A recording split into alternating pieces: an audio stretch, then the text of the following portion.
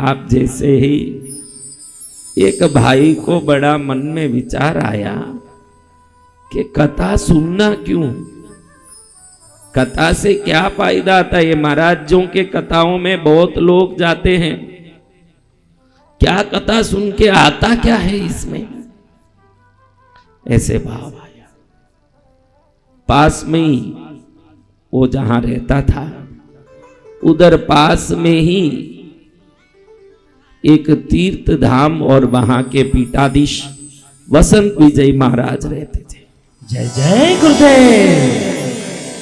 वो देखता है कि उधर लाखों में भीड़ उमड़ती है उस तीर्थ में, तो उधर जाके एक दिन बड़े कुतूहलतावश उसने पूछा, महाराज कथा श्रवण करने से क्या लाभ होता है, कथा से क्या फायदा होता है जिससे आपके पास इतनी भीड़ आती है, इसमें क्या पड़ा है, आप थोड़ा बताइए ना।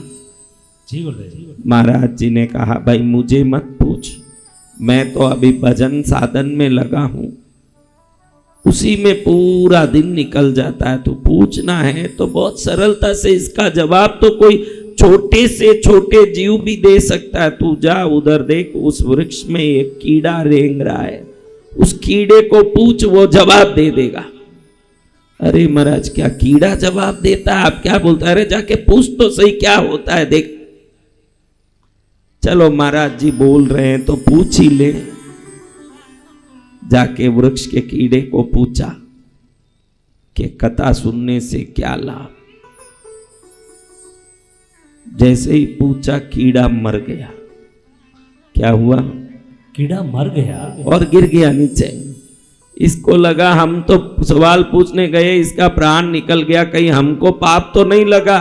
ये महाराज जी ने हमको ऐसे बोला, हम पूछे, हम फंस गए, अभी जाएं घर। वो मायूस होके घर गया।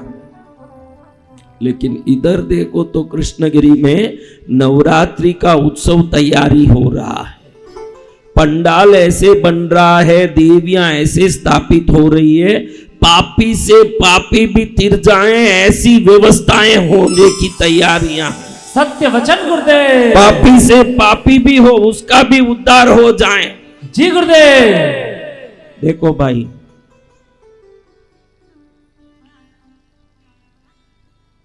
रोटी बनाना हो, आग जला के, गैस जला के ऊपर तवा रख के रोटी बनाते हो कि नहीं? जी भगवान। घी को पिघालना हो तो कढ़ाई लगा के उसमें आग लगा के घी पिघालते हो के नहीं? जी महाराज जी। गैस स्टोव चालू किया और कढ़ाई रखा, अंदर घी डाला, जैसे ही आग जला घी पिघलेगा के नहीं? जी पिघलेगा। जी भगवान। तो क्या आपके गैस स्टोव से सोना भी पिघल जाएगा? नहीं भगवान। तो सोना पिघलना हो तो क्या? कई लोग पूछते, महाराज जी कृष्णगिरी थोड़ा दूर पड़ रहा है, हमारे गांव में ही बैठ के यूट्यूब में सुन ले क्या? सुन, कोई बात नहीं, तेरे यूट्यूब में सुनेगा तो कढ़ाई इतना ही गर्म है कि घी जरूर पिघल सकता है। अगर तेरे पापों को यानी सोना पिघालना हो तो बड़ी भट्टी चाहिए, कृष्णगिरी आना पड़ेगा। जय जय गुरुदेव। भट्टी बड़ी, आग बड़ा हो तो ही सोना पिघलेगा, कि घी पिघले उतने आग में सोना भी पिघल जाएगा। हर काम को हर जगह पूरी नहीं कर सकते। भगवती के चरण में आ गए, देखो भगवती के चरण में जाने के बाद कष्ट रह नहीं सकता, दुख रह नहीं सकता। और अगर सुखी भी हो तो हम तो सुखी हैं, भक्ति क्यों करें? अरे सुखी आदमी भक्ति करेगा, अधिक सुखी होगा और मुक्ति की ओर अग्रसर होगा, कल्याण ही होगा। जय जय गुरुदेव। कहां जाएगा? तो महाराज इसने देखा नवरात्रि के लिए इतना बड़ा पंडाल, इतना बड़ा, कहीं सुना ही नहीं, देखा नहीं ऐसा पंडाल, ऐसे हवन कुटीर। पूरा राजा महाराजाओं के समय में ऋषि मुनि करते थे ऐसा हवन कुटीर, उसमें ऐसे कुंड बने हैं जैसे वेद काल, प्राचीन काल में बनते थे।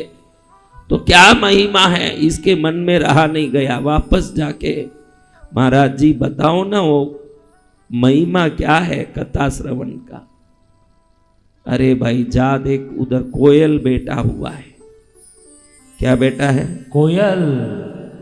कोयल बेटा है, कोयल को पूछ ले।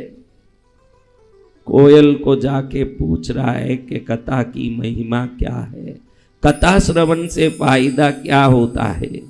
जैसे ही पूछा न कोयल भी समाप्त। कोयल भी समाप्त। अब मन में आवे कि भाई पहले तो कीड़ा मारा अब मैंने, अब तो जाना नहीं, शांत घर में ही रहो, जो होगा होगा।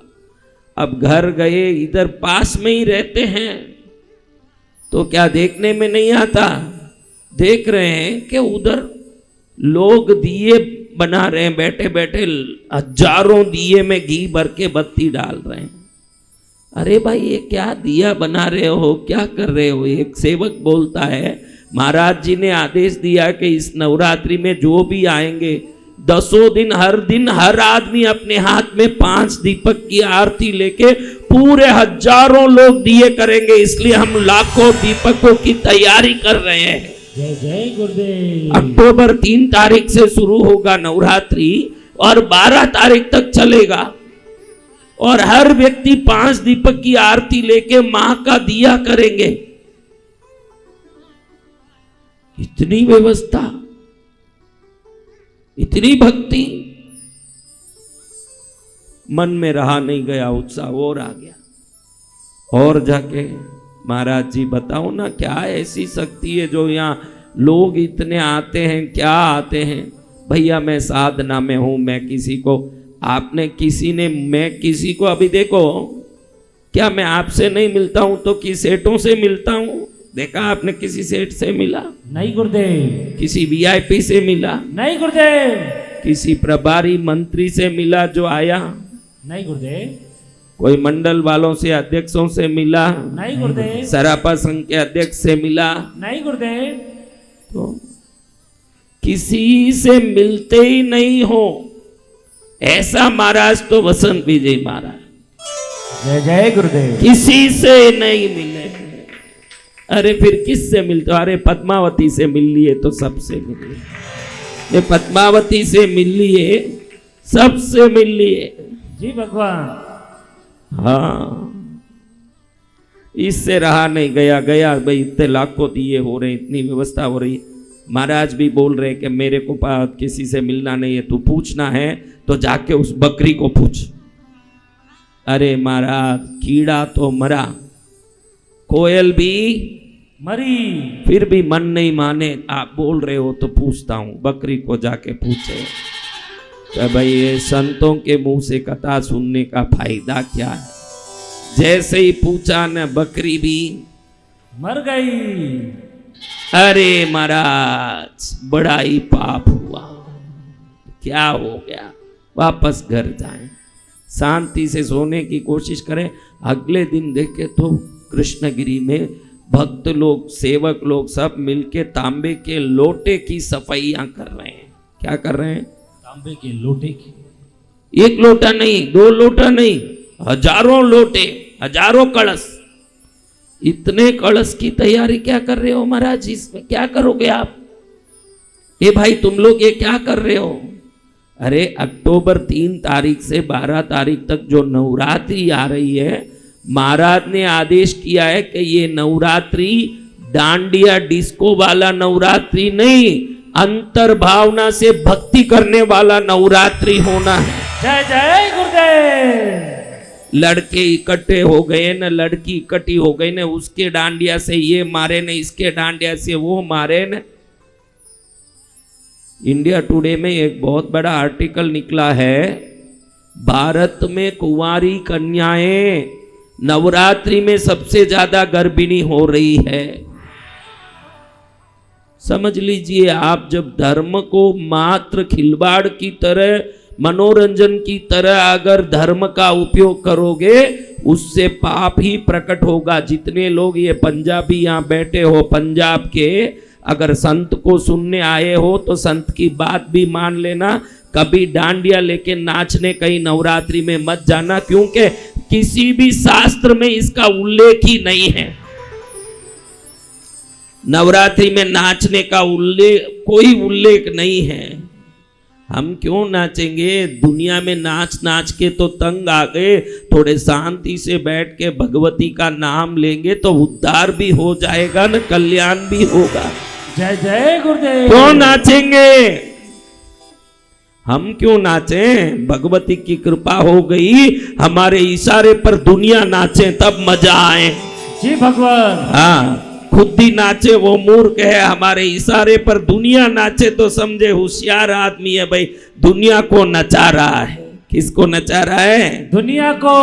आप बोलो, खुद नाचने वाला नौकर होगा कि मालिक? खुद नाचने वाला नौकर होगा कि मालिक? दुनिया को नचाने वाला नौकर होगा कि मालिक? अब आपको खुद नाचना है कि दुनिया को नचाना है? माँ को बोलो, मुझे नहीं नाचना है, तेरी कृपा से मैं तो ऐसे हो जाऊं कि मैं इशारा करूं ने दुनिया तुरंत नाचने लगे, ऐसा हो। जय जय बसंत गुरुदेव की। इशारा कर दूं। क्या कर दूं? इशारा। इशारे पर दुनिया नाचे। कौन चाहता है? पहले संस्कार को, शास्त्रों को समझ के जीना सीखो। हर पंडाल में देखो, औरतें भी समझती नहीं है कि भीड़ में कौन खेल रहे हैं। अगर आपको नाचना ही है, सिर्फ महिलाओं के लिए कोई पंडाल हो उसमें जाके नाचो, कोई मना नहीं। सिर्फ महिलाओं के लिए कोई पंडाल हो, सिर्फ महिला नाच रही, जाओ नाचो, कोई मना नहीं। कोई पुरुषों का पंडाल है, जाओ पुरुष जाओ नाचो। लेकिन नाचना किसी शास्त्र में लिखा हुआ नहीं है। नवरात्रि में ये कोई रासलीला नहीं है। नवरात्रि में कोई रासलीला नहीं होती। नवरात्रि में भगवती के कलश का स्थापना होता है। उस कलश स्थापने के बाद नवरात्रि के व्रत किए जाते हैं। भक्ति से जो मंत्र लिया है उसका जप किया जाता है। नवरात्रि में क्या होता है? जप, तप और आराधना। ये नाचने का कहाँ? देखो, शाम हो गई, दुकान उकान बंद हो गए, आ गए, नाच रहे एक दूसरे। कितने के तो घर बर्बाद हो जाते हैं इसके पीछे। कहीं जाके दूसरी औरत से संबंध हो गया और अपनी पत्नी को छोड़ के बाद उसके पीछे पड़ गया। ये नवरात्रि में ये काम होता है। इसलिए ध्यान रखना कि हम हमारे पर्वों को मनोरंजन और मौज के लिए नहीं, मनोदमन के लिए उसका उपयोग करना चाहिए। मनोरंजन के लिए उसका उपयोग नहीं करना, मन का दमन हो उसलिए उसका उपयोग करना। अब ये देखें कि कलश घिसे जा रहे हैं, सफाई किए जा रहे हैं कलशों का। क्या होगा महाराज? क्या होता है पूछूं? कलशों की सफाई हो रही है, भीड़ भी आ रही है, बहुत आ रही है। कृष्णगिरी नाम लेते ही भीड़ आने लगती है। तो क्या हो रहा है महाराज? उधर वापस वसंत विजय महाराज के पास जाके, प्रभु आपके इस पूजा हवन कथा में क्या मिलता है? इतनी भीड़ आती है, बताइए ना। मन में रहता नहीं है मेरा, टिक नहीं पा रहा हूं। मन बेसब्री से उत्तर जानने को तैयार है, आप तो बोलते ही नहीं हो। जा उस गाय को पूछ। किसको पूछना? अरे महाराज, आप कभी भी किसी के ऊपर बेच देते हो मेरे को। मुझे मेरे अपना जवाब का उत्तर तो दीजिए, के अपने सवाल का उत्तर तो दीजिए। तू जाके पूछ तो सही भाई, यही उत्तर है मेरा। गाय को पूछा न, गाय भी, हे प्रभु गौ हत्या का पाप लग गया। कोई गाय मरे अपने कारण, कितना बड़ा पाप लग जाए। ये महाराज ये क्या कराया आपने? बहुत पाप हो गया। अब उधर जाके बैठे, इधर देखो तो तैयारियां ऐसी हो रही है, बड़े बड़े मूर्तियां, एक एक में देवी के अलग अलग रूप। एक रूप को देख लो तो इस जन्म सफल हो जाए तो हर रूप में उनका परिवार, महिषासुर और नीचे शेर का वाहन, गणपति, कार्तिकेय, लक्ष्मी, सरस्वती, हर रूप के साथ पूरा परिवार एक रूप से एक जन्म कम से कम खप जाए तो ये 21 रूपों से तो उसको लग रहा है कि 21 जन्म की तैयारी तो एक ही नवरात्रि में हो रही है। ऐसी नवरात्रि तो कहीं नहीं हुई होगी, इतनी जोरदार हो रही है। तो महाराज जी को पूछूं जाके वापस, इसको पुराना भूल जाता है। अभी देखो आप लोग, देखो ये सत्ताएं जो राज्य में वोट डालते हो, ये बदल बदल के मुख्यमंत्री बनते रहते हैं। तो आप कभी पुराने आदमी को भूल जाते हो, उसकी गलतियों को भूल जाते हो, वापस उसको वोट डालते हो, तभी तो वो मुख्यमंत्री बन के वापस आता है। अभी जो राज कर रहा है उस पर नफरत आता है तो इसको वोट डालते हैं, इस पर नफरत आता है तो उसको वोट डालते हैं। हम पुरानी बातें भूल जाते हैं।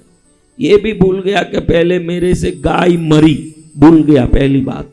अब वापस गया महाराज जी के पास, महाराज जी मेरा भाग्य आप किसी को मिलते नहीं हो, बात भी नहीं करते हो, लेकिन मैं कैसे भी आपसे दो शब्द पूछ लेता हूं। और हर बार आपने सीधा जवाब नहीं दिया, कभी बोलते हो कीड़े को पूछो, कोयल को पूछो, बकरी को पूछो, गाय को पूछो। इस बार तो आपको जवाब देना पड़ेगा महाराज जी। इन कथाओं को सुनने से क्या मिलता है? ठीक है भाई, कोई चिंता मत कर तू। कल जो कथा में आए थे हमारे पास बीजेपी के जिला के अध्यक्ष और कैबिनेट मंत्री रह चुके स्वरूप सिंह जी सिंगला, उनके घर में आज पुत्र हुआ है, आज ही हुआ है। क्या हुआ है? पुत्र। अरे वो बेचारे बूढ़े हो गए, अभी क्या पुत्र होगा? मैं तो ऐसे कहानी बता रहा हूं, कहीं जाके पूछना मत, बेचारे बूढ़े को शर्म ना आवे। मैं तो ऐसे ही कहानी बता रहा हूं कि स्वरूप सिंह जी सिंगला को पुत्र हुआ, जाके उसको पूछ। वाह महाराज वाह, पहले तो कीड़े को पूछने बोला, कोयल को पूछने बोला, बकरी गाय को पूछने बोला, जहां तक तो ठीक था। कहीं वहां पूछूं ने उनका बच्चा मर गया तो मेरे को तो जाके गिनने पड़ेंगे नलियां। अरे भाई इस बार मैं वसंत विजय तेरे को गारंटी पहली बार देख के भेज रहा हूं कि कुछ नहीं होगा, तुझे उत्तर मिल जाएगा। जा तुझे वहां जाने से उत्तर मिलेगा ही मिलेगा। महाराज जी कहीं वो बच्चा तो नहीं मर जाएगा ना? क्योंकि गाय गधे मरे तो भी संसार सहन करेगा, बच्चा मरेगा तो कानूनी अपराध होगा और मुझे जेल होगा। आप बोल दीजिए एक बार, फिर जाऊं, डर बहुत लग रहा है। और स्वरूप चंद जी सिंगाला कहीं मेरे को पकड़ के अंदर बैठा दिए तो मैं क्या करूंगा? अरे भाई मैं वसंत विजय कह रहा हूं, तू निश्चिंत जा और उस बच्चे को पूछना जाके। किसको पूछना? क्या जन्म दिया हुआ बच्चा कुछ बोलेगा महाराज जी से पूछने जाऊं? अरे पूछ के तो आ, उसको इतना ही पूछना कि कथा सुनने का फल क्या होता है, इतना ही पूछना। बच्चा मरेगा नहीं, इसकी जिम्मेदारी मेरी, और जवाब तुझे मिलेगा, इसका जिम्मेदारी भी मेरा मेरा मेरा। अब ये डरते डरते जाएं। अभी देखो बड़े से अपने कोई क्षेत्र का बड़ा राजनेता हो, उसके घर बच्चा हुआ हो, तो कितने ही लोग मौके का फायदा उठाने वहां पहुंच जाएंगे कि नहीं, शुभकामना देने, गिफ्ट देने, ताकि आगे काम पड़े तब रोड का कॉन्ट्रैक्ट मिल जाए, गली का कॉन्ट्रैक्ट मिल जाए, बिजली का कॉन्ट्रैक्ट मिल जाए। जिससे भी आप कुछ ज्यादा बोलते हो तो उधर फायदे के लिए बोलते हो कि बिना फायदा भी बोलते हो? बताओ। दो बहनें हंसती है बैठ के तो मैं समझ लेता हूं कि कितनी हंसती है उस लायक, उतना उस बहन को दूसरे बहन से काम है। जितना काम है इतना ही हंसी तो समझना कि काम छोटा ही है, थोड़ा ज्यादा हंस रही तो समझना कि काम थोड़ा बड़ा है, एकदम मुंह फाड़ रही है तो समझना इसका झोली खाली करके ही रहेगी, तब इसलिए इतना हंस रही है। आदमी भी ऐसा ही है। आजकल हंसी के लिए भी आदमी किसी को जय राम जी बोलने के लिए भी पहले सोचता है कि ये मेरे काम का है तो कुछ जय राम जी बोलूं। जय राम जी सामने वाले से काम निकालने के लिए नहीं बोला जाता, राम जी से काम निकालने के लिए बोला जाता है। सामने वाले से काम निकालने के लिए जय राम जी नहीं बोला जाता। जयराम तो राम जी की महिमा के लिए बोला जाता है, लेकिन आजकल आप ही बताओ, आप लोग जिससे बात करते हो कितना फायदा होगा उस लायक का, उसको इज्जत देके बात करते हो कि नहीं? अगर काम का नहीं है तो सामने ही दिखे, अपना यूं मुंह फेर के चलते ही बने, समझो। बोलिए परम पूज्य मंत्र शिरोमणि भजन सिंह सदगुरु भगवान राष्ट्रीय संत श्री वसंत विजय जी महाराजा। यही है वो भगत जिसका नाम ले रहा हूं, पूछने गया, क्योंकि अब मेरे से वचन मिला कि मरेगा नहीं बच्चा, और तू जा पूछ, गारंटी से जवाब मिलेगा। तब खुश होके माला पहराया है कि भाई अब फायदा होने वाला ही है, तो मैं पूछ ही लूं, व्यवस्थित जान ही लूं। अब वहां जाए तो तोरण बंधा हुआ है, ढोल बज रहे हैं, बहुत सारे वहां पर लाइन लगी है लोगों की गिफ्ट देने वालों की। किनकी लाइन लगी है? हाँ, गिफ्ट देने वालों की बड़ी लंबी लाइन लगी है। किसी बहाने गिफ्ट देके उनमें, उनके दिल में अपना नाम कर ले, ताकि टाइम आने पर वो हमारे काम आए। मतलब का दुनिया। अब ये भी लाइन में खड़ा हो गया, और लाइन में इसकी बारी आई, अंदर जाएं तो एकदम चंदन का लकड़ियों से बना हुआ पालना बना हुआ है। बच्चा कल रात में ही जन्मा है, नया बच्चा, नला धुला के बढ़िया फुंदेदार कपड़ा पहना के उसको पालने में मखमल लगा के सुलाया हुआ है। लोग आसपास मंडरा रहे हैं, और कंग्रेचुलेशंस, कंग्रेचुलेशंस, क्या कंग्रेचुलेशन। देखो कलयुग में क्या क्या सिस्टम आ गए। कल एक भाई यहां से उठे और निकलने लगे, तो इधर भगवान को देख के ऐसे करने लगे। मैं देखता रहा, वाह प्रभु, आपके कलयुग में सब प्रकार से भक्ति होने लगी। अब भगवान, कई लोग स्कूटर में जाते हैं तो मंदिर सामने देखते, एक वहीं से भेजते हैं अंदर राम जी तक, भाई पहुंचा दिया, ले लो। तेरा थूक क्यों लेंगे भाई महाराज, राम जी तेरा थूक क्यों लेंगे? भगवान ने दो हाथ दिए, गाड़ी चला रहे हो और हाथ छोड़ नहीं सकते हो, एक हाथ से ऐसे करने से अच्छा है सीढ़ी झुका लो और राम जी की कृपा प्राप्त कर लो। जय जय गुरुदेव।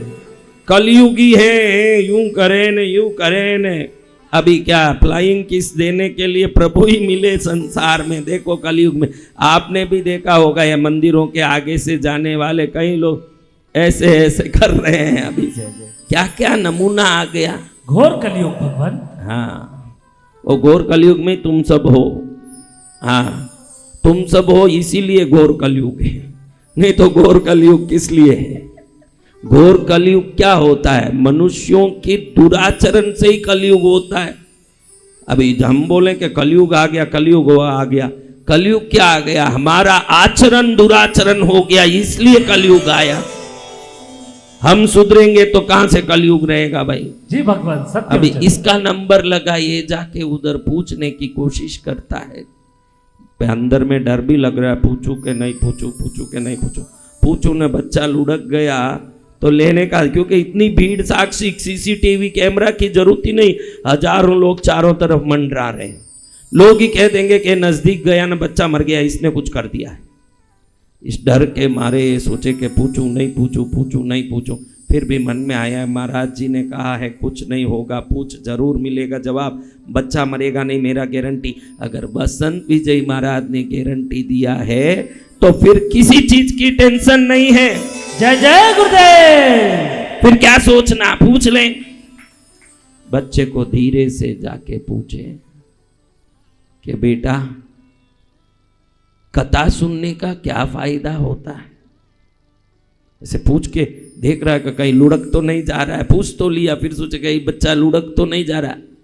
देखो कल जन्मा हुआ बच्चा, एक बच्चा अगर पुष्ट हो साल भर में बोल सकता है, नहीं तो 1.5 साल में बोल सकता है। ये जन्मा हुआ बच्चा जोर जोर से हंस के बोलने लगा, उसी समय बोलने लगा, अरे मूर्ख, तू कथा की महिमा पूछता है? पहले तुम मुझे ही पूछने आया था जब मैं कीड़ा था, वो कीड़ा मैं ही हूं। तूने मुझे ही पूछने आया, मैंने कोई कथा नहीं सुनी, लेकिन तुम इतना ही कहा महाराज के मुंह से कथा सुनने की महिमा का फायदा क्या है। खाली इतना सुना, मैंने कथा तो कभी नहीं सुना। महाराज के मुख से कथा सुनने का फायदा, इतना सुनने मात्र से ही वो कीड़े के जन्म से मेरा मोक्ष हुआ।